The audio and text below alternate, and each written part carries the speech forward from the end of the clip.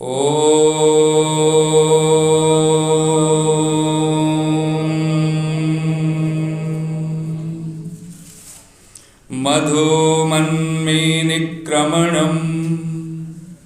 मधुमन्मीपरायणं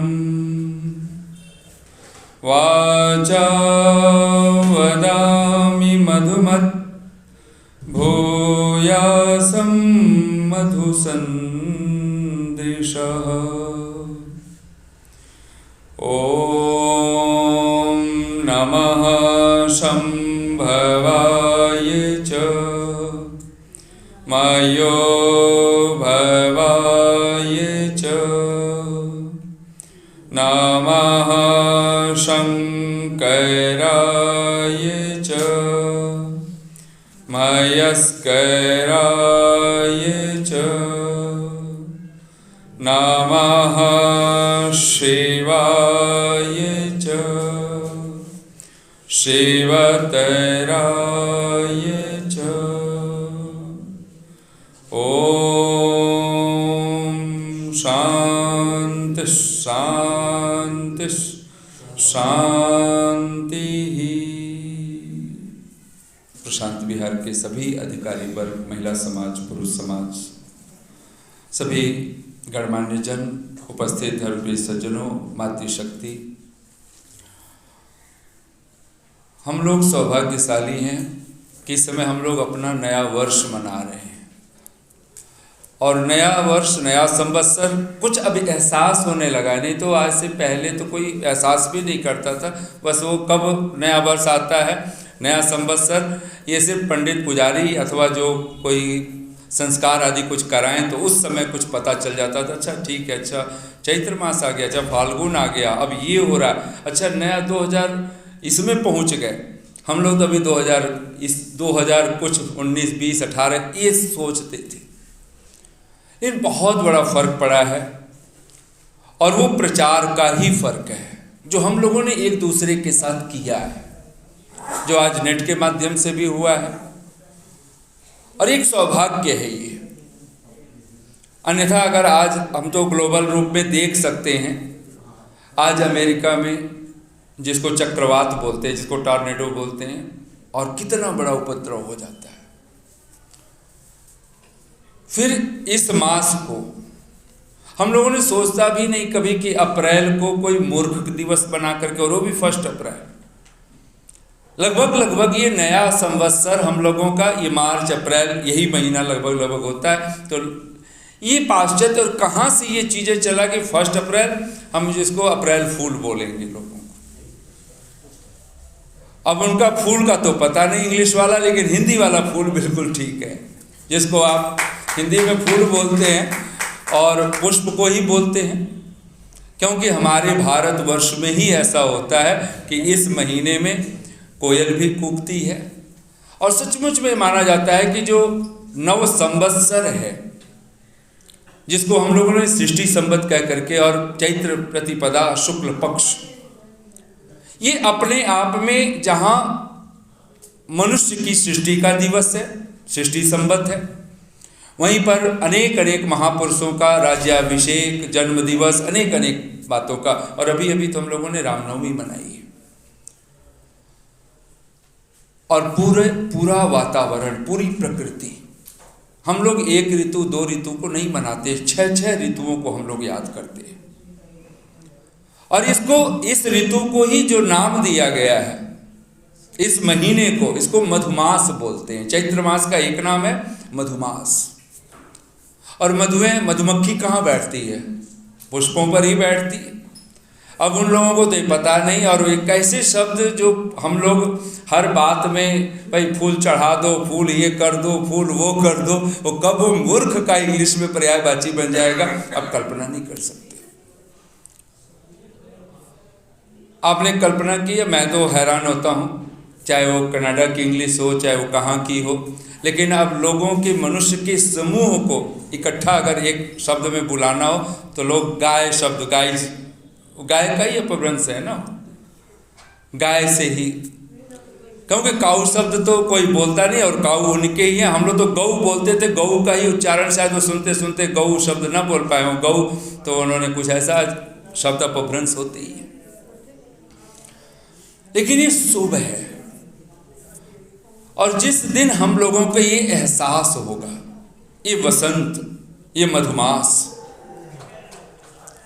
और ये चैत्र मास पहली ऋतु है, ये वसंत ऋतु है। और कहते हैं जब मनुष्य ही यहाँ से पैदा हुआ तो पहले से वसंत ऋतु कैसे प्रारंभ हो सकता है।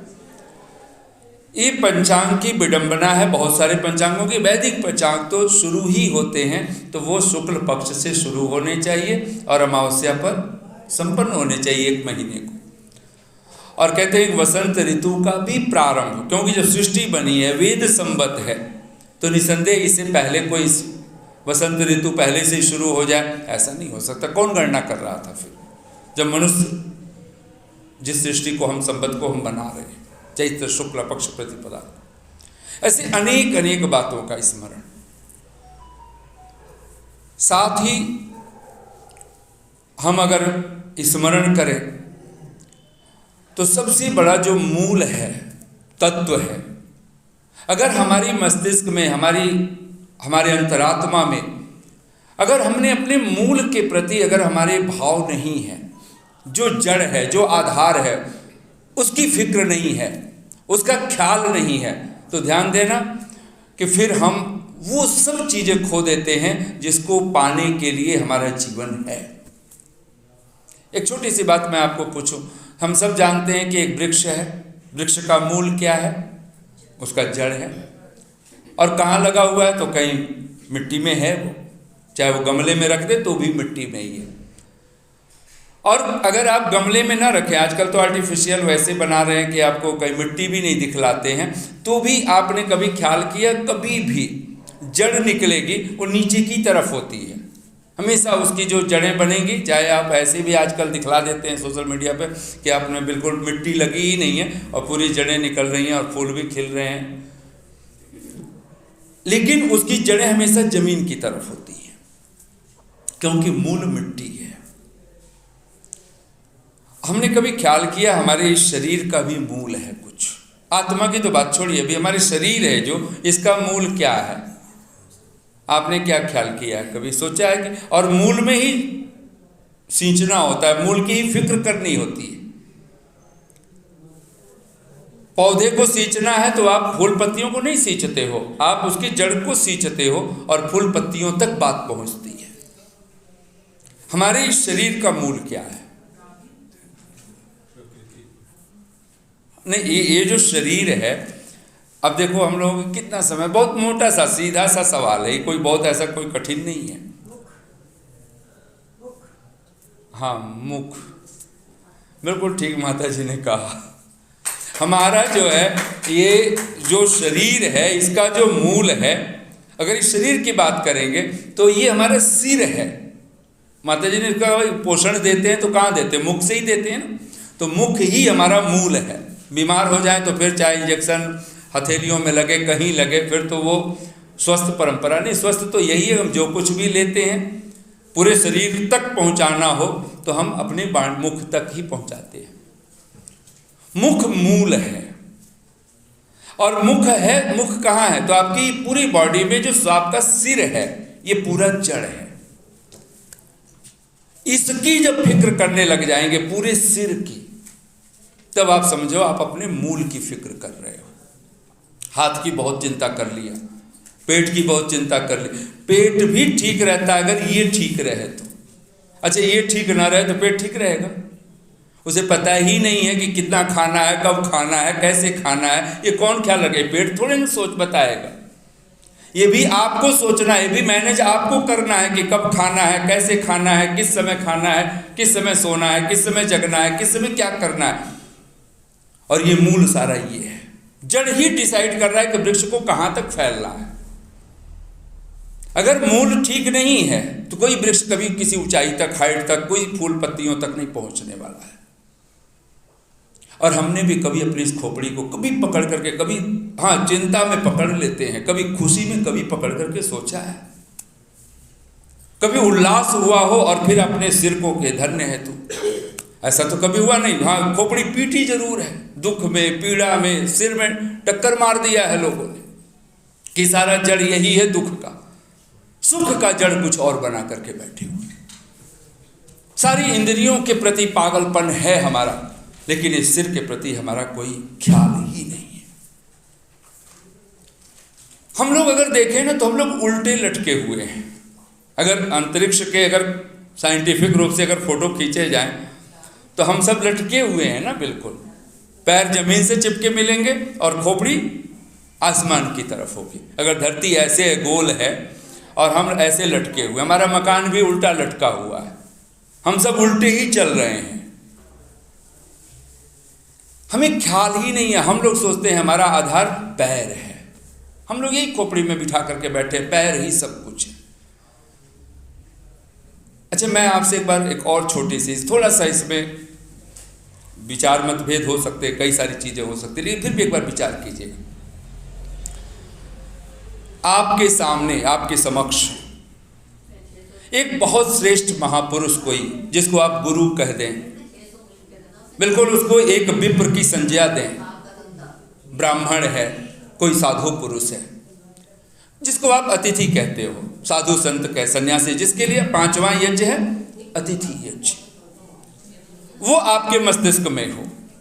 कोई अतिथि आ गया है और बहुत आप वर्षों से प्रतीक्षा भी करते थे, आपकी श्रद्धा भी अद्भुत है उस अतिथि के प्रति, और तत्क्षण एक अनाथ व्यक्ति, बिल्कुल शीश पगान झगा, वो आपने सुना होगा, सुदामा की दीन दशा, पेट धसा हुआ है, आंखें धसी हुई हैं, बिल्कुल विपन्न दशा में है, वो आपके सामने खड़ा हो गया है। और आपके पास समय भी इतना है कि या तो आप उस अनाथ की सेवा करें, कुछ उसके लिए करें, अथवा अतिथि की सेवा करें। आप किसकी करोगे?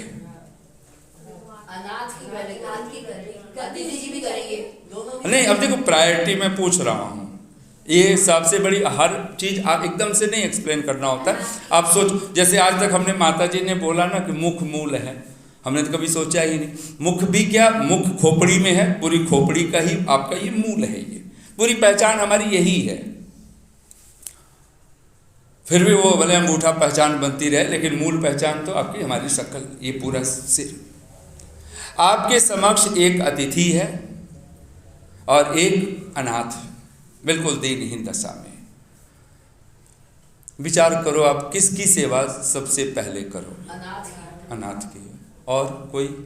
सभी पक्ष में है? विद्वान की। कितने विद्वान के पक्ष में? अच्छा, क्यों करेंगे विद्वान की, क्यों करेंगे अनाथ की? नहीं, अनाथ की इसलिए करेंगे, वो जरूरतमंद है। हाँ हाँ, पीड़ा आएगी। और अतिथि की जो हम करेंगे, अगर हम इसको मान लेते हैं कि अतिथि की सबसे पहले करेंगे, तो क्यों करेंगे?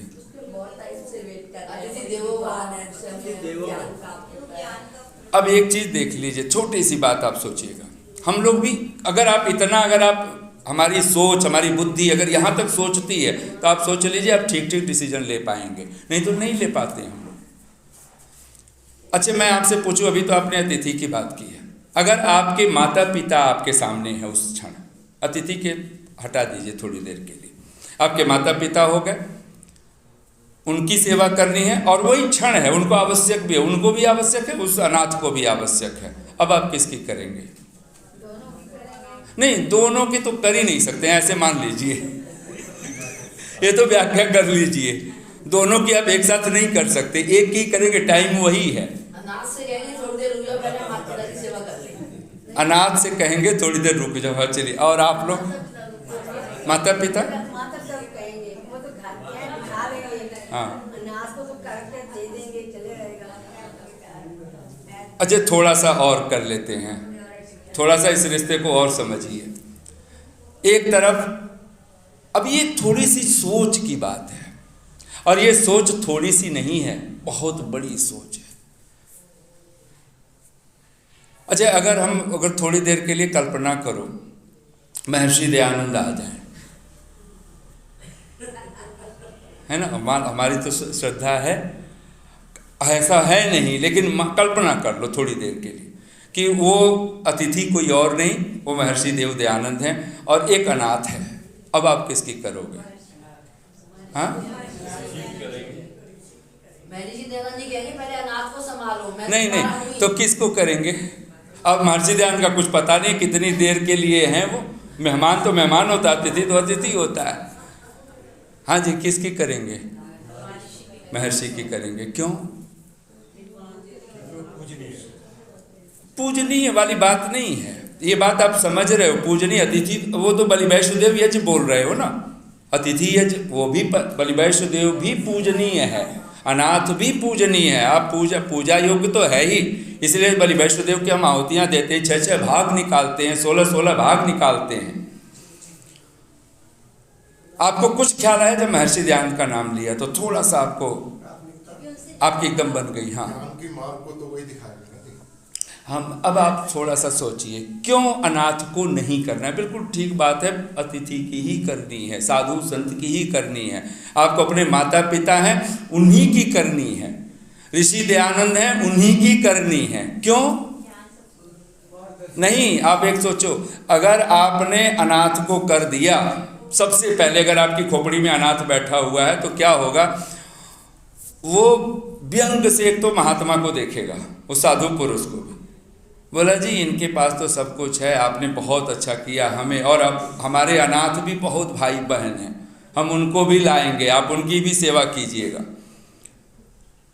और वो कहेगा इनका क्या है, ये तो साधु संत है, इनके पास तो लाखों लोग हैं। वो हमेशा एक घृणा भी बैठा सकता है, क्योंकि अनाथ है, उसको कोई संस्कार नहीं है उसके पास में, कोई ऐसे संस्कारों से भरा हुआ अनाथ व्यक्ति की बात हम लोग कर रहे हैं। वो हमेशा आपको इस भाव में देखेगा कि मेरी आप सेवा करो, मुझे आप दो, मुझे कुछ दो, और वो आपको उस अतिथि से दूर कर देगा। लेकिन अगर आप अतिथि के पास चले गए तो बिल्कुल ये बात सच है, वो अतिथि कहेगा बेटे मैं तो हूँ।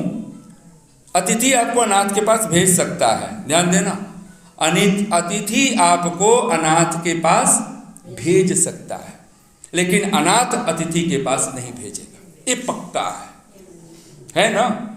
ये आपको प्रायोरिटी बनानी पड़ेगी कि अतिथि अनाथ का भी कर दे, फिर अतिथि के पास भी जाए, ये प्रायोरिटी हमारी है। और जब तक पता चला कि आपने अनाथ की सेवा की है, अतिथि चला भी गया, लेकिन अतिथि की कर दी आपने, वो आप अगर वो अतिथि है, अगर वो विद्वान है, तो सबसे पहले कहेगा ठीक है मैं तो हूँ ही, मेरा तो तुम करते हो, लेकिन इसको दे करके कुछ हटाओ, इसको भेजो, इसको बहुत ज़रूरत है, इसको दे करके, क्योंकि फिजिकल ज़रूरत है उसको, भौतिक ज़रूरत है। तुम मेरे पास बैठोगे तो कुछ लोगे भी, कुछ सेवा भी करोगे, कुछ और बातें भी होंगी, कुछ अलग सी चीज़ होगी।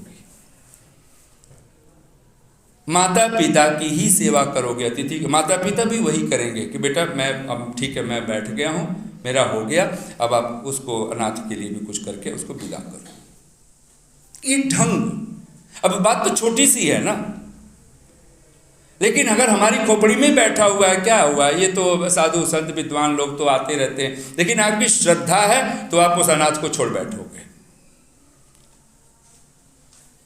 लेकिन हमारी खोपड़ी में अभी भी क्या बैठा हुआ है? अगर आपको लगे कि आपके सामने कोई चेहरा न हो अतिथि का, विद्वान का, अभी तो हम लोगों ने चेहरे बता दिए, महर्षि दयानंद का नाम ले लिया, आपके सामने हो कि 100 विद्वान की सेवा करनी है और 100 अनाथ की सेवा करनी है, अब क्या करेंगे? ऐसा नहीं करेंगे, प्रैक्टिकल है ही नहीं हमारे खोपड़ी में, अभी हमारे मस्तिष्क में ये चीज़ नहीं। हम लोग सोचते हैं सबसे बड़ा पुण्य है क्या है? अनाथों की सेवा करना, यही है ना? नहीं, अनाथ से कहेंगे आप थोड़ी देर रुक जाइए, नहीं, मेरा ये मतलब नहीं है, जैसे मैं आपसे कहूँ आपने कुछ पैसे इकट्ठे किए, कुछ ऐसा किया समाज की तरफ से, चलो हम अनाथों की सेवा करते हैं, विद्वानों की सेवा करते हैं। अब सबसे पहले, अब मान लो इतना हुआ कि एक बार हुआ कि भाई सबसे पहले किसकी सेवा कर लें, अनाथ को बुला करके उसको उनका अवभगत कर दें, या कोई विद्वानों को ही बुलाएं और उनका अवभगत कर दें। करना यही होगा, लेकिन हम करते नहीं हैं।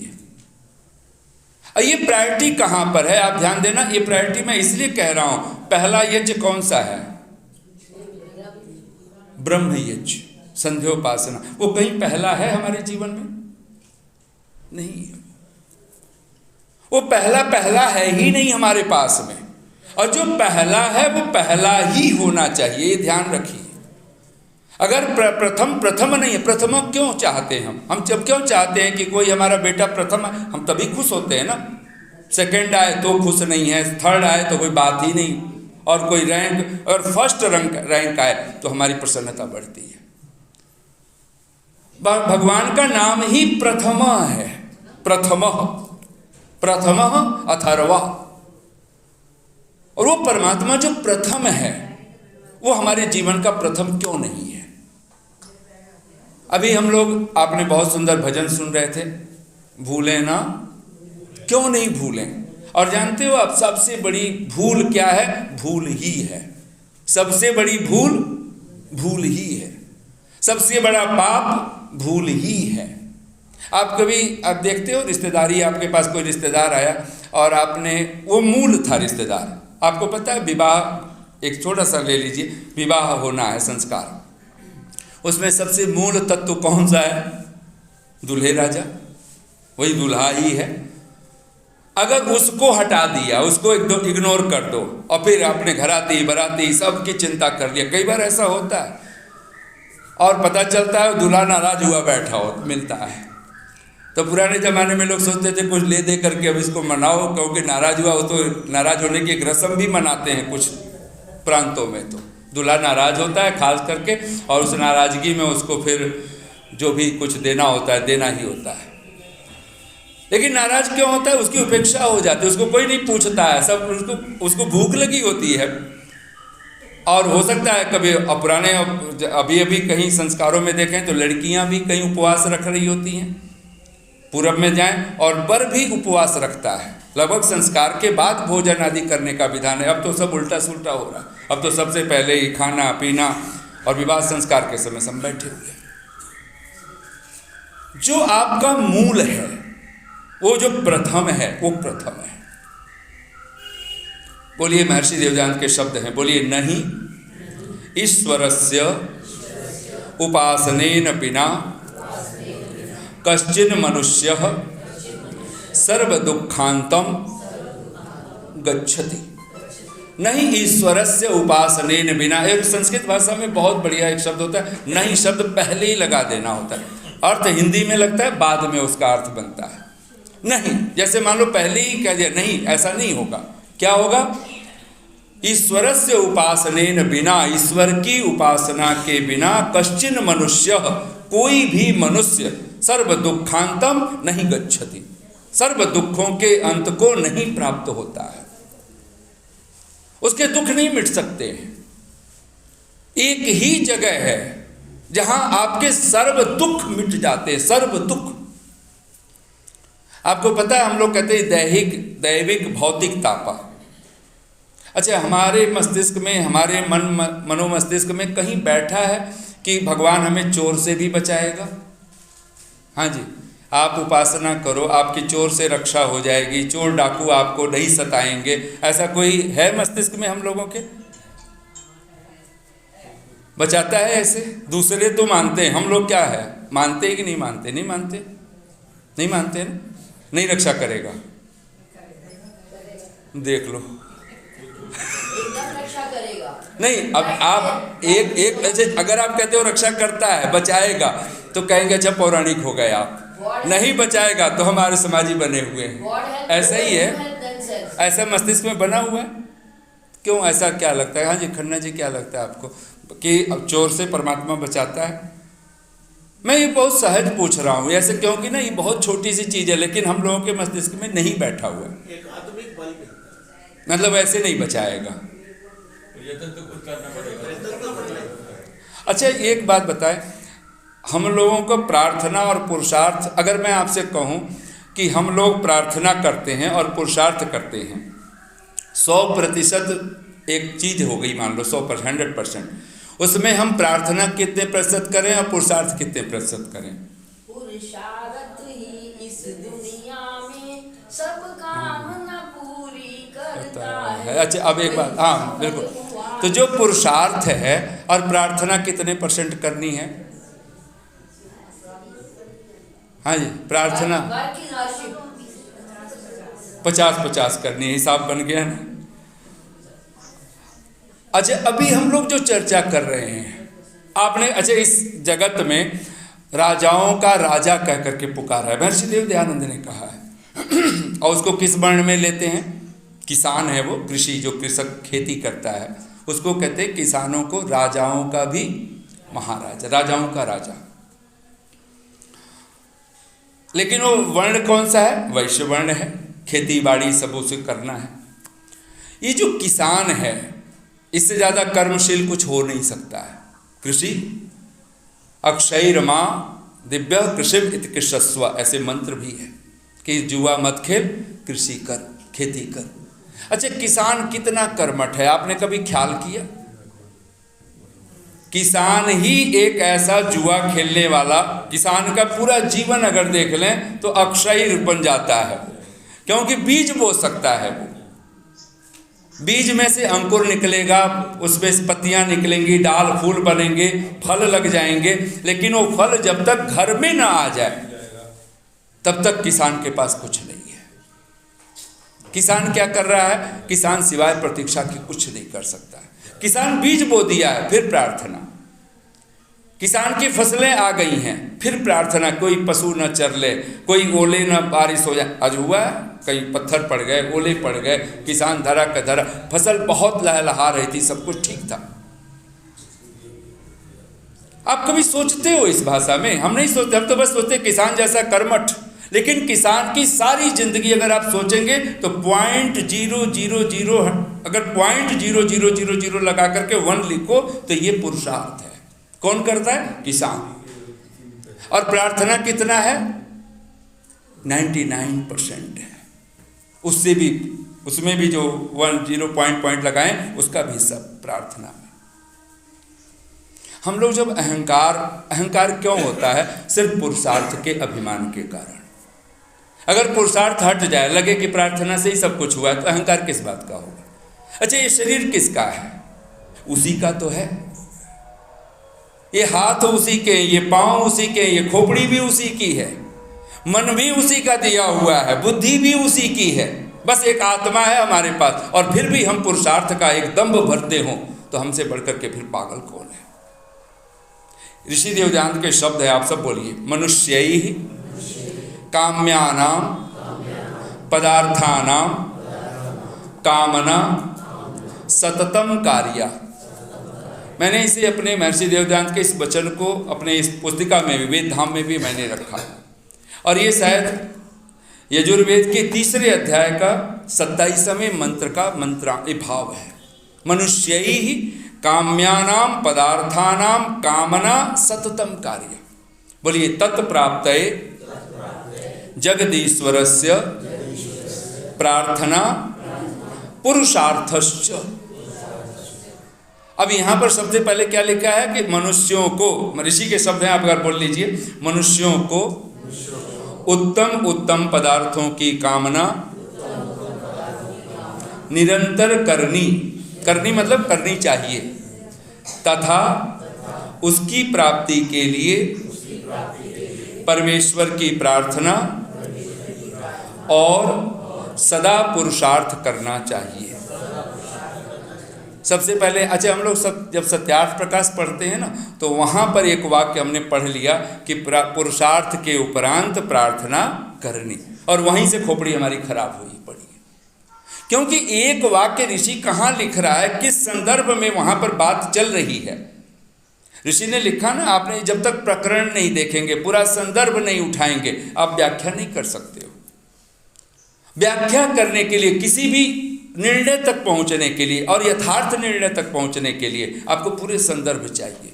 जैसे ऋषि का ही उदाहरण है ना, सैंधवम शब्द कह दिया तो सैंधव के बहुत सारे अर्थ होते हैं। पौराणिक जगत में जाएं तो सिंधु से यानी सागर से जितने भी रत्न निकले वो कहेंगे सब सैंधव हैं। 14 रत्न बोलते हैं। उसमें पहला तो उसमें जो 20 निकला उसको भी वो रत्न संज्ञा हो जाएगी। लेकिन ऋषि दयानंद ने 2 अर्थ किए हैं। सबको पता है, एक सैंधव माने नमक और दूसरा घोड़ा, सिंधु प्रदेश में होने वाला। तो उन्होंने कहा कि अगर स्वामी अपने सेवक को आदेश देता है कि सैंधवम आनय, तू सैंधव ले आ, और उसके अर्थ दोनों हैं, तो आप तो हम अड़ जाएं कि भाई दोनों अर्थ होते हैं, तो जो मैं लाऊं, आपने सैंधव कहा तो मैं नमक ले आऊं तो भी ठीक है, घोड़ा ले आऊं तो भी ठीक है, और हम लोग ऐसे ही अड़े हुए लोग हैं। पर वो मालिक हमें नहीं ठीक समझेगा। हम ठीक हो सकते हैं, हम अपने आप में बड़े बुद्धिमान हो सकते हैं, भाई ठीक है हमें तो दो अर्थ पता है और दो अर्थ हमने कर लिए, और बड़े बुद्धिमान होंगे तो दोनों ला के खड़ा कर सकते हैं हनुमान जी की तरह, वो भी हो सकता है। और लेकिन वो सही तरीका में पता चला कि भोजन करने बैठा है, वो सही तरीके में 5 घंटे लग गए, वो भोजन कर लिया उसने, वो भी ठीक नहीं होगा। हनुमान जी बनने से नहीं बात बनने वाली है। सारी बात है आपके हृदय, आपके मस्तिष्क का संतुलन। वो कितना विवेक रखता है, वो कितना प्रकरण समझता है, कितना वो यथार्थ समझता है, और हमें हमारे पास में सोच ही नहीं है। तो वहाँ ऋषि लिखते हैं कि अगर वो भोजन करने बैठा है तो सैंधव का अर्थ नमक होगा, अगर वो यात्रा करने के लिए है तो सैंधव का अर्थ अश्व होगा। आप सत्यार्थ प्रकाश पढ़ करके, और मैं फिर बार बार कहूँ, मैं एक बार पहले भी प्रश्न पूछा था मैंने कि अगर सत्यार्थ प्रकाश का एक समुल्लास ही बचा करके आपको हमेशा आपको रखने की आदत बनानी हो कि भाई मुझे चलो 14 के 14 नहीं रख सकते हैं, एक तो हमेशा रखना है, वो मूल है वो, तो कौन सा हमने उस पर चर्चा की थी? प्रथम है। अच्छा, वो प्रथम कभी लगा ही नहीं किसी को। लोग कहते हैं उसको क्या पढ़ना, हमें तो ओम मिल गया। मैं आपसे कहूँ अगर वो पहला पढ़ते रहते तो आज जो दूसरे मत पंथ हमको समझ में आते हैं, आज उनसे दूरी नहीं बनी होती। तब हम राहु केतु से भी सामना कर रहे होते बड़े आराम से। तब उनको हम बताते राहु ये है, केतु ये है, शनि ये है, देवी लक्ष्मी दुर्गा सब ये है। अच्छा, महर्षि दयानंद को अगर केवल ओम ही अधिकृत हो, अगर थोड़ी सी व्याख्या कर लो, आपको लगता है ओम ही मुख्य है और सब नाम गौण है, मतलब उसको मूल्य ही नहीं देना है, तो ऋषि दयानंद को अपनी सबसे पहले ब्रह्म यज्ञ में जब वो समर्पण प्रार्थना कर रहे हैं तो हे ओम बोलना चाहिए था। वहां वो सीधा कहते हैं हे ईश्वर। तो वहां पर क्या ऋषि दयानंद ओम भूल गए? और हमारी खोपड़ी में जो हम जिस बुद्धि को लेकर के बैठे, हमें लगता है भाई ऋषि से कोई भूल हो गई। या कुछ लोग हैं वो शब्द जोड़ने लगे हैं, वो ईश्वर हटा रहे हैं। मैंने ऐसा सुना है, कुछ लोग कह रहे हैं वो ऋषि ने, वो किसी ने मिलावट कर दी है हे ईश्वर। वो मूल तो ऋषि कहता है, मुख्य नाम ओम है तो ओम ही बोलेंगे हे ओम। आपको क्या लगता है, ऐसे ही लगता है? नहीं। ऋषि दयानंद को अगर आप सत्यार्थ प्रकाश पढ़ें तो वो तो ठीक है, ओम उसका मुख्य नाम है ही। नाम भी तो कई है, जैसे ईश्वर है, हाँ, भगवान है, इस हिसाब से मैं वही कह रहा हूँ। तो मेरा ये कहना है कि जो पहला समुल्लास है, जिसको हमने कहा भाई हमें क्या करना राहु से, हमें क्या करना केतु से, 100 नामों के अर्थ ही तो हैं, हमें ओम का पता चल गया, औरों से कुछ लेना देना नहीं है, तो फिर हम महामूर्ख हैं, फिर हम प्रकरणविद नहीं है। ऋषि कहते हैं कि तीनों नाम, ये जो गौणिक, कार्मिक और स्वाभाविक नाम है, तो वहाँ गौण का अर्थ गौण नहीं है, गुणवाची है। और ईश्वर के, परमात्मा के जो ओम है, उसका कोई भी एक गुणवाची नाम लेकर के अगर आपके जीवन में वो महिमा है तो आप कल्पना नहीं कर सकते हो क्या अद्भुत अर्थ ला सकता है। मैं आपसे कहूं कि अगर सत्यार्थ प्रकाश का जिसने पहला समुल्लास नहीं पढ़ा वो भूल जाए कि उसने सत्यार्थ प्रकाश पढ़ा है, तो इसमें कोई अतिशयोक्ति मैं नहीं बोल रहा हूं। जिसने मूल का कुछ ख्याल ही नहीं किया है, कभी सोचा ही नहीं है, तो उसका कुछ नहीं हो सकता है, वो ना ईश्वर को समझ सकता है। ऋषि दयानंद ने एक बहुत बड़ा मजाक, एक दृष्टांत दिया है। एक गुरु के 2 चेलों की, 2 शिष्य, और 2 शिष्य कौन थे? मूर्ख। और वो मूर्ख क्या करते थे, तो रोज गुरु के टांगे दबाते थे, वो पैर दबाते थे, हाथ दबाते थे, रोज सेवा करते थे। और मूर्ख कब लड़ लेते थे, कब आपस में मिल जाते थे, गुरु को भी नहीं पता चलता था, किसी को भी नहीं पता। आपको नहीं पता है कि बचपन में हम लोग जब गांव में, अब तो शहरों में भी आप देख सकते हो, और गांव में तो खास करके सबको दिख जाता था, माँ बाप लड़ लेते थे आपस में एक दूसरे माँ बाप से, और बच्चे बच्चों के कारण क्योंकि बच्चे लड़ लेते थे और पता चला सांझ वही बच्चे फिर आपस में खेल रहे हैं और माँ बाप दूर हो गए महीनों के लिए, क्योंकि बच्चे तो मूर्ख ही हैं ना। एक किसी को मैंने सुना, वो बोले बच्चे को बच्चा क्यों कहते हैं? बोले बच्चे को बच्चा इसलिए कहते हैं उसको बचाना पड़ता है बहुत सारी चीज़ों से, उसको पता नहीं है। अज्यों, बोलिए अज्यों भवति वै बालः पिता भवति मंत्रदः। अज्यों भवति वही बाल, उसको बालक ही कहा गया। हमारे वहाँ एक परंपरा है, आपने देखा होगा कि संत साधु संत हो गया तो बोलो बच्चा क्या कहना है, तो बालक कहते हैं। बहुत जगह तो बालक शब्द ही आप सुने होंगे। अज्यों भवति वही बाल, ये भगवान मनु के शब्द है। जो अज्ञानी है वो चाहे 90 वर्ष का भी हो जाए वो बालक ही है वो। पिता भवति मंत्रदः, और पिता का अर्थ केवल माता पिता वाला ही नहीं होता है, जो भी आपको मंत्र देने वाला है, जो आपको ज्ञान देने वाला है, जो आपको वेद विद्या दे देने वाला है, वो पिता की भूमिका में होता है। पिता भवति यानी अज्ञानी का जो विपरीत शब्द बनाया वो पिता शब्द बनाया है। आप सोचो तो सही, कभी अगर आपके पास मूल को संभालने की चीज है, अगर आपने पहली चीज संभाल लिया मूल, और मैं आपसे कहूं कि ये जो पहला सूत्र जब कोई चीज बने जीवन का, और हम लोगों ने इस पर भी विचार किया था पिछले दिनों कि ऋषि देवदयानंद अगर 10 नियम देते हैं तो 10 नियमों में पहला नियम वो सबसे मूल है। अच्छा, वहां ऋषि ने मूल शब्द लिख भी दिया है तो भी हमारी खोपड़ी में नहीं बैठता है। तभी भी हम कुछ लोग तो छठे नियम को लेकर के, अब समाज में काम करना है जी तो छठा नियम लिख करके बैठे हुए। संसार का उपकार करना इस समाज का मुख्य उद्देश्य है, तो हम संसार का कर रहे हैं जी, अब आप बताओ क्या क्या करना है।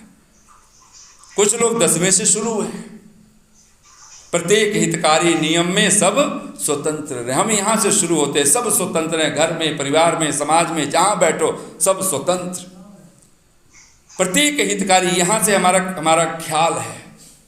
और छठे तक पहुँचते पहुँचते तो हम करीब करीब धराशायी हो जाते हैं। संसार का बोले जी, अपने घर ही नहीं सुधर रहा है, परिवार ही नहीं ठीक हो रहा है, समाज की हालत ही दीन दशा में पहुँच गई है, और हम संसार की बात कर रहे हैं तो लगता है कि हम हंसी की बात कर रहे हैं, हमारी हंसी उड़ जाएगी। क्या संसार? बोले भैया अपने अपने घर तो सुधार लो, अपने आप को तो ठीक कर लो।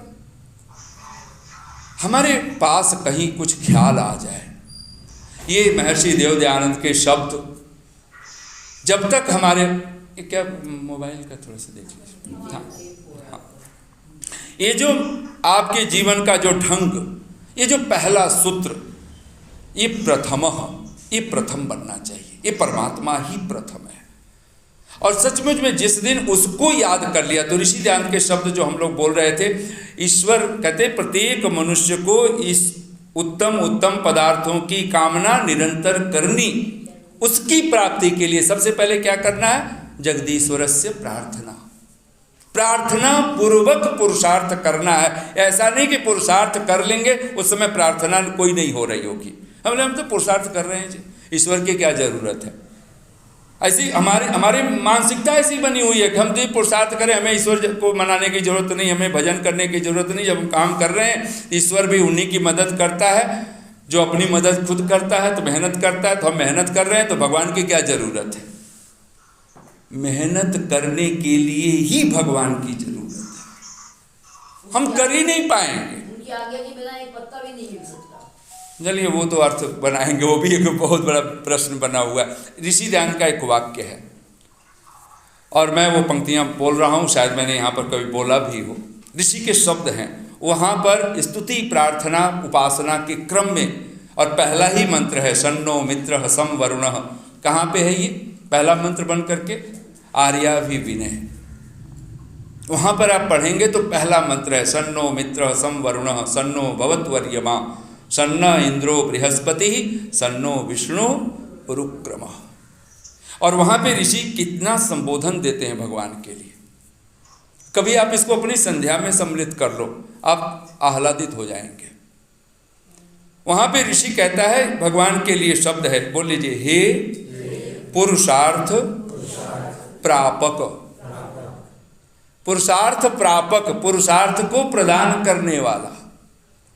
अगर आप पुरुषार्थ भी करने के लिए अपने आप को समर्थ करते हो तो आपका हाथ पैर आपको ठीक ठीक रखने वाला, बुद्धि सब सही सलामत रहने वाला, पुरुषार्थ करने के योग्य अगर कोई बनाने वाला है तो परमात्मा ही है। तब ऋषि लिखते हैं तत्प्राप्त उन उत्तम उत्तम पदार्थों की प्राप्ति के लिए जगदीश्वर की प्रार्थना और पुरुषार्थ। और जिस दिन आप इस विधा में सोचेंगे आपको लगेगा कि आपके जीवन का सारे जो दुख हैं, झंझावात हैं, जिस दिन से आपको लगे ना, ख्याल आए अरे 90% वो है और 0.001 में मैं खड़ा होता हूं, किस बात का ईगो खड़ा करेंगे फिर? ईगो होगा ही नहीं। और ध्यान देना, ज्ञान की पहली शर्त है ईगोलेस होना। शांति की पहली शर्त है ईगोलेस होना। जिस दिन ईगोलेस होगा, अगर आपको घर में भी परिवार में भी अगर आपको लगता है मैं ही करता हूं, मैं ही करती हूं, मैं ही सब संभालता हूं, मैं ही संभालती हूं, आपकी खोपड़ी फिर कहीं है, कहीं रखी हुई, आप नहीं हो। और जिस दिन आपको लगने लग जाए नहीं मैं तो कुछ नहीं करता, मैं कुछ नहीं करती, करने वाले बहुत हैं, और फिर आपको कहीं अगर अध्यात्म में प्रवेश कर गए तो आपको लगेगा सब भगवान की कृपा से ही हो रहा है। ये होगा, आपको ये एहसास होगा। ये अच्छा, ये वाक्य कोई छोटा वाक्य नहीं है। हमने कभी ऋषि का वाक्य कभी पढ़ते भी नहीं है, कभी ध्यान नहीं देते हैं। पूरी संध्या हमने कर ली, ओम भूर्भुवः गायत्री मंत्र से प्रारंभ किया, शिखा बंधन से हमने आचमन मंत्र पढ़े, हमने अंग स्पर्श किया, हमने मार्जन किया, मार्जन के साथ हमने फिर प्राणायाम मंत्रों का पाठ किया। ये सारे प्रार्थना पूर्वक, ईश्वर प्रार्थना पूर्वक ही सारे काम हम कर रहे हैं। हमने अगमर्षण मंत्रों के पाठ किए, हमने फिर मनसा परिक्रमा के मंत्रों से परमात्मा की मानसिक परिक्रमा की, प्रदक्षिणा की, उपस्थान किया। फिर हमने आचमन, कहीं पर विधान है तो आचमन भी करते हैं, फिर गायत्री मंत्र गुरु मंत्र कह करके हम उसका पाठ करते हैं, समर्पण करते हैं। और फिर ऋषि दयानंद के शब्द हैं समर्पण। वो क्या है? बोलिए, हे ईश्वर दयानिधे भवत कृपया अनेन जप उपासना आदि कर्मणा। अब यहां पर क्या है? भवत कृपया। इसका कभी हमने इस शब्द कभी ख्याल ही नहीं किया। आपकी कृपा से, अनेन जप उपासना आदि कर्मणा, ये जो हम जप कर पाए, ये उपासना कर पाए, ये जो हम सत्कर्म कर पाए, ये जो ब्रह्म यज्ञ हे प्रभु आपका कर पाए, आपके सानिध्य में बैठ पाए हैं, भवत कृपया, आपकी कृपा। अगर आपकी कृपा न होती तो हम नहीं कर सकते थे। अगर उसकी कृपा ना हो तो हम पुरुषार्थ ही नहीं कर पाएंगे। तो सबसे पहली प्रार्थना पुरुषार्थ करने की ही प्रार्थना करनी है। ये प्रभु हमें पुरुषार्थी बनाइए, हम काहिल न बने, आलसी प्रमादी न हो। हम सुबह हमारी नींद टूटे और संधि वेला में बैठ के मैं संध्या करूं, संधि वेला में बैठ करके कहीं मैं यज्ञ याग करने वाला बनूं, ये उसकी कृपा से संभव है। लेकिन हम इतना भी विचार करने को राजी नहीं है। हम तो एक ऐसा एहसास बन गया, ये शरीर हमारे कर्मों के कारण मिल गया, ये मैं हूं, अब इससे जो कुछ करता हूं मैं करता हूं। भगवान का क्या? अरे कभी थोड़ा सा विचार कर लो, 2 रोटी खाते हो, रोटी खा सकते हैं, लेकिन रोटी खून बनेगा कि नहीं बनेगा ये हमारे ऊपर निर्भर नहीं है। वो मांस बज्जा बनेगा कि नहीं बनेगा, वो इंसुलिन में परिवर्तित होगा कि नहीं होगा, हमें कुछ पता नहीं है। वो ब्लड प्रेशर को हाई करेगा कि लो करेगा, हमें नहीं पता है। नहीं पता है तभी तो यहाँ जो कुछ है, अगर बहुत विचार करने लग गए आपको हैरान होगी, आपको 0.000 में भी कहीं खड़े नहीं हो पाएंगे। जैसे वो कहते हैं ना, विश्व के नक्शे पर आप 1000 एकड़ में भी जैसे वो बना लें अपना मकान, और उस मकान को रखना हो कि भाई ये नक्शा हमारे मकान का, हमारा विश्व के नक्शे पर कहाँ है। अभी भारत के नक्शे पे भी बनाए तो एक मुश्किल से पेन का एक नोक रख पाए, बड़ी मुश्किल, नहीं रख पाएंगे। ईगो का तो कुछ कहना नहीं। ऋषि दयानंद के वो दृष्टांत बहुत बार बार स्मरण करने जैसा है। 2 मूर्ख। अच्छा, अब एक चीज, मैं घड़ी पर नजर पहुंच गई तो मैं इसको समेट दूं। मन में तो था कि एक मंत्र, लेकिन वो मंत्र के साथ ही जुड़े हुए हैं हम लोग। नहीं ईश्वरस्य उपासनेन बिना, ईश्वर की उपासना के बिना कश्चिन मनुष्य, कोई भी मनुष्य, कोई मनुष्य, अगर उपासना नहीं है कोई मनुष्य सर्व दुखांतम नहीं गच्छति, वो सर्व दुखों के अंत को नहीं प्राप्त हो सकता। और यहां तक अगला वाक्य बोलिए, यह सर्वान सुख निवासान प्रशस्तान सत्य निश्चयान करोति। कहते हैं और वही है जो सबको सुखपूर्वक निवास देता है, वही है जो उत्तम उत्तम सत्य निश्चयों को कराता है। प्रशस्त जो सत्य निश्चय, आपको क्या करना है, आपको लगे कि भाई मुझे ये काम, 1000 कामों में हम प्रायोरिटी देकर के ही तो कामों के पीछे भागते हैं ना। और हमारे जीवन की प्रायोरिटी हमारे दिमाग में जो बैठा हुआ है, अगर वो मूल्य, वो धन, तथाकथित मूर्खता, तो फिर कुछ कह नहीं सकते। कहते हैं उत्तम उत्तम निश्चयों को कराने वाला भी कौन है? ईश्वर है। और कहते हैं तब बोलिए, तस्य एव आज्ञा सर्वैः पालनीया, इसलिए उसी की आज्ञा सबको पालन करने योग्य है। अब मैं आपसे एक, इसी सारे इसका सार है जो मैंने अब तक बोला है। अगर आपको भगवान की भक्ति करनी है तो उसके लिए क्या आवश्यक है? सबसे पहली चीज आपको, मैं अभी तो मैं कोई विकल्प नहीं दे रहा हूं, आप अपने आप से बोलो। ईश्वर की भक्ति करनी है, उसके लिए सबसे मुख्य साधन क्या है? क्या करेंगे आप, क्या अपनाएंगे? हाँ, हाँ नहीं, अच्छा चलिए और थोड़ा सा नजदीक करते हैं। ज्ञान है, कर्म है, उपासना है, 3 शब्द हैं ये। आपको भक्ति करनी है, इन 3 में से आपको किसको हायर करना है? हाँ बिल्कुल ठीक है, सही जगह पहुंचे हो आप लोग। ज्ञान। अच्छा, अगर आप समाज में निकल जाओ तो भक्ति के लिए किस चीज़ की आवश्यकता बताते हैं?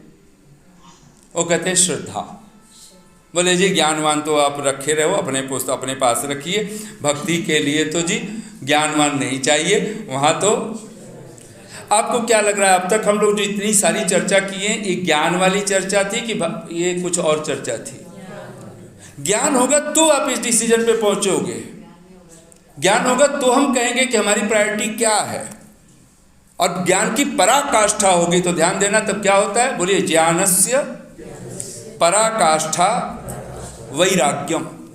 अभी तो हम लोग वैराग्य देखते हैं ना, तो कहते हैं भक्ति भाव के लिए क्या चाहिए जी? बोले वैराग्य चाहिए, सब छोड़ दो, घर छूटे, परिवार छूटे, ये छूटे, वो छूटे, मकान छूटे, तो आपका भक्ति होगी। बात तो उनकी सच है, पर उनको नहीं पता है कि ये वैराग्य पाने के लिए घर छूट जाएगा, छोड़ना नहीं पड़ता है। आपकी सात्विकता आपका हिस्सा बन जाएगी, आपको सात्विकता के लिए कुछ अलग से प्रयास नहीं करने पड़ेंगे। ये कब होगा? ज्ञानस्य पराकाष्ठा वैराग्य, ज्ञान की ही पराकाष्ठा है। मूल तो ज्ञान है, मूल तो विवेक है। और भगवान कृष्ण तक कह देते हैं, बोलिए, श्रद्धावान लभते ज्ञानम तत्परः संयत इंद्रिय। क्योंकि ज्ञान ही सबसे महत्वपूर्ण है। भगवान को भी 4 प्रकार के भक्त कहते हैं। वो ज्ञान, अर्थार्थी, जिज्ञासु और ज्ञानी च भरतर्षभ। चतुर्विधा भजन्ते माम जनाः सुकृतिनो अर्जुन। सारा जिसको आप भक्ति कह लो, उपासना कह लो, ये बिल्कुल एक ही बात है। लेकिन इसके मूल में आपको ज्ञान ही चाहिए, विवेक ही चाहिए। और विवेक क्या करे? विवेक का एक ही काम है, क्या प्रायोरिटी उसको देनी आती है। अगर आपके प्रायोरिटी पे क्या है, अगर ये चीज आपके मस्तिष्क में हर पल है, तो आप अपने ज्ञान की पराकाष्ठा पे, आप भक्ति की पराकाष्ठा पे रहेंगे। अगर हमारी भक्ति पराकाष्ठा पे होती, अगर हमारा ज्ञान, हम लोग तो वेद लेकर बैठे हुए हैं, अगर हमारा वेद हमारे सचमुच में प्राथमिकता पे होता तो क्या होता? हमारा सबसे पहला कार्यक्रम ब्रह्म यज्ञ। हर कार्यक्रम की जो पहली विशेषता बनती वो आपका ब्रह्म यज्ञ, संध्या, उपासना। सबसे पहले आपको घंटा भर लोगों को बिठाना ही सिखा दो ना, केवल मौन, एक जगह आंख मूंद करके बिल्कुल चुपचाप बैठे रहो, मंत्र पाठ हो रहा है सुनते रहो, ये ब्रह्म यज्ञ में बैठे हो। मंत्र आपको दिखाया भी जा सकता है, मोटे मोटे आजकल तो 1000 सुविधा है। मूल यही है। अगर आप कहोगे हम परमात्मा को नहीं भूलना चाहते, कैसे नहीं भूलेंगे? आपको उस समय आकर के बैठना होगा और आपको उसके लिए नींद तोड़नी होगी। तब ये 2 पंक्तियां बोल करके मैं वाणी को विराम दे रहा हूं। और वो ऋषि का वो पंक्तियां तो आपने वो कहानी तो सुनी होगी, मैंने इसे छोड़ दिया था बीच में। 2 मूर्ख शिष्य हैं उनके, एक बार रिवाइज कर लिए थोड़ा सा। और अगर ज्ञान नहीं है, ज्ञान नहीं है, जिसको हम लोग संस्कृत में ज्ञान बोलते हैं, हिंदी में ज्ञान बोलते रहते हैं। अगर ज्ञान नहीं है, विवेक नहीं है, प्रज्ञा नहीं है, तो फिर उसका विपरीत शब्द क्या होगा? मूर्ख। महामूर्ख भी कहें तो कोई उसमें अतिशयोक्ति नहीं। और हम लोग हैं महामूर्ख। और ऋषि लिखते हैं कि 2 शिष्य हैं गुरु के और दोनों सेवा करते हैं। दोनों ने कब लड़ लिए और कब झगड़ लिए गुरु को भी नहीं पता। और एक दिन ऐसा हुआ कि लड़ के बैठे हुए थे, सेवा कर रहे थे, गुरु जी पीठ के बल लेटे हुए हैं, तो बिल्कुल ठीक है। लेकिन चेलों ने मौन इशारे में, जो जिस टांग को दबा रहे थे उन्होंने कहा, इशारे में कह दिया, ये टांग मेरी और ये टांग तेरी। और एक ने तो हद कर लिया, मन में ही सोच बैठा, बस मेरी टांग पर तेरी टांग एक बार चढ़े, फिर देख मैं क्या करता हूं। और गुरु जी को तो बस सेवा करवाते करवाते नींद आ गई। और नींद आते ही गुरु जी ने करवट ले ली। और बस करवट लेने भर की देर थी कि वो चेले ने गुरु का ही डंडा उठाया और गुरु के ही टांग पे दे मारी। गुरु उठा बिलबिला करके, उसने कहा, मूर्खों ये तूने क्या किया? उसने कहा, गुरु जी आप निश्चिंत रहिए, ये मेरी और इसकी बात है। बोले मतलब? बोले हमने टांगे बांट ली हैं, आपके हाथ भी बांट रखे हैं। हमने कह दिया था खबरदार मेरी टांग पे तेरी टांग चढ़ी, और गुरुजी मेरी टांग पे इसकी टांग चढ़ी है, तो मैंने देखो इसकी टांग की हालत कर दी है। आप निश्चिंत रहिए। गुरु ने सिर पीट लिया, कहा, मूर्खों भगो यहां से, और तुम भगो ना भगो मैं भगता हूं फिर तुमसे। हमसे परमात्मा ही पीछा छुड़ाए बैठा है, हम परमात्मा के पीछे क्या पड़ेंगे? हमें पता ही नहीं है, मूर्खता ही है जो कभी कुछ करने नहीं दे सकती है। कर्म के लिए भी ज्ञान चाहिए, पुरुषार्थ के लिए भी सबसे पहले विवेक ही चाहिए, ज्ञान ही चाहिए। और अगर आपके पास विवेक है, ज्ञान है, आप सबसे पहला कार्य करेंगे भगवान की उपासना। और मैं आपसे पुनः कह रहा हूं, मैं बार बार ये पंक्तियां दोहरा रहा हूं, अगर आप समाज में चाहते हो कि समाज सचमुच में ऋषि के सपनों का ये समाज बन जाए और लोग उससे जुड़े, तो सिर्फ 3 सूत्र आप अप्लाई कर लीजिए, घर में भी, परिवार में भी, समाज में भी। वो समाज के जो 3 नियम है ऋषि के, 3 सूत्र है ऊपर से। पहला, सबका आदि मूल परमेश्वर। दूसरा, उसी की उपासना करनी योग्य है। और तीसरा, सबका परम धर्म है। और कुछ नहीं, आप यही कर लो। वेद उसकी वाणी है, ये परम धर्म है, इसको सुनना ही है, इसको पढ़ना ही है। फिर आपको चौथे से लेकर 10वें तक कुछ करने की जरूरत नहीं, वो अनायास होंगे, अनायास, बिना प्रयास के। जैसे आपको पता है ना कि मेरा बेटा है, तो आपको चिंता लगी रहती है, अच्छा उसके लिए ये करना है, वो करना है, बच्चे के लिए उसके लिए नाश्ता तैयार करना है, उसके लिए भोजन तैयार करना है। ये आपको एक बार ध्यान में आ गया, आप उसके लिए सब कुछ कर लाते। और एक बार अगर आपके मस्तिष्क में बैठा कि जिसने ईश्वर की उपासना कर ली, उसको परमात्मा सब कुछ देने को राजी है। ज्ञान भी, धन भी, दौलत भी, जिसको हम धन दौलत की बात करते हैं, ये आउटर वेल्थ भी भगवान देने को राजी है। लेकिन हमारे इसको कभी चर्चा पे करेंगे कि ये आउटर वेल्थ भी कैसे देता है। और ये ऋषि के शब्द हैं, मैं अपने शब्द नहीं बोल रहा हूँ। और जिस दिन अगर आप ये ऋषि के ही शब्दों में, जो हम लोगों ने अगर इसकी व्याख्या कर लें, तो भी आप बहुत नज़दीक पहुँचेंगे। पहली बात, आप सत्यार्थ प्रकाश का पहला समोल्लास एक बार नहीं अनेकों बार पढ़िए। नहीं समझ में आए उसको पूछिए, लेकिन पहले को 1000 बार भी, अगर एक अतिशयोक्ति में मैं बोल रहा हूँ, 1000 बार भी पढ़ना पड़े तो पढ़िए, फिर दूसरे को उठाइए, फिर तीसरे को उठाइए, अन्यथा सत्यार्थ प्रकाश और सत्यार्थ प्रकाश समझ में ही नहीं आएगा। फिर आइए अंत में मैं 2 पंक्तियां कहता हुआ सभी करबद्ध होकर के हाथ जोड़ करके बैठे। मेरी एक धरोहर है तू, रखना जरा संभाल कर, अपनी कविता छोड़ गया हूँ साथी तेरे गांव में। ये मानो भगवान ही है जिसने अपना ये जगत रूपी काव्य, अपना वेद रूपी काव्य हमें इस संसार रूपी गांव में वो दे गया है। मेरी एक धरोहर है तू, रखना जरा संभाल कर, अपनी कविता छोड़ गया हूँ साथी तेरे गांव में। पास पड़ी है सरगम लेकिन मौन है, अगर बजाना ना आता हो तो संगीत नहीं निकल सकता। पास पड़ी है सरगम लेकिन मौन है, तन्हाई में सुनता किसकी कौन है। थांभे कौन उमड़ती दृग बरसात को, सब रो रहे हो तो कौन किसके आंसू पूछे। थांभे कौन उमड़ती दृग बरसात को, एक साधना फूल खिलाया।